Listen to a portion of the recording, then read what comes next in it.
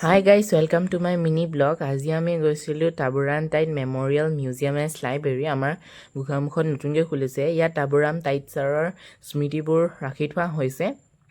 প্ৰথম সোমাই গৈ আপোনালোকে পাব তেখেতৰ চিত্ৰ এখন আঁকি থোৱা হৈছে। তাৰপিছতে পাব তেখেতৰ বায়োগ্ৰাফী, আৰু এয়া হৈছে তেখেতৰ প্ৰতিমূৰ্তি। তেখেতৰ যিবোৰ সৰু কালতে যি কৰিছিলে, যিমান যি বঁটা পাইছিলে, চব ৰখা হৈছে ইয়াতে। এইটো হৈছে তেখেতে ইউজ কৰা ৰেডিঅ'টো, য'ত তেখেতে গান চান শুনিছিলে। আৰু এয়া হৈছে তেখেতৰ কিছুমান চিত্ৰ তাতে ফ্ৰেম কৰাই আঁৰি থোৱা হৈছে। এয়া হৈছে তেখেতে বঁটা পোৱা কিছুমান চিত্ৰ, যোনবোৰ ফ্ৰেমিং কৰাই থোৱা হৈছে। এয়া হৈছে তেখেতে লিখা কিছুমান কিতাপ, আৰু এয়া হৈছে তেখেতে পোৱা কিছুমান বঁটা বা প্ৰমাণপত্ৰ, যোনবোৰ তেখেতে অৰ্জন কৰিছিলে। আৰু ইয়াতে আছে তেখেতে কিছুমান ব্যৱহাৰ কৰা তেখেতৰ কাপোৰ, জোতাৰ পৰা আদি কৰি বটল, ফ্লাস্ক, এইবিলাক চব। এয়া হৈছে তেখেতৰ পঢ়া গোটেই ৰুমটো এটা কেবিনেট বনাই থৈছে।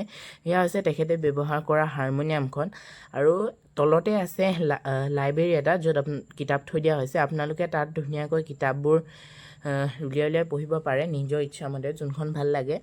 আজিলৈ আহিছোঁ, বাই বাই। ভিডিঅ'টো চাই কেনে পালে জনাব দেই।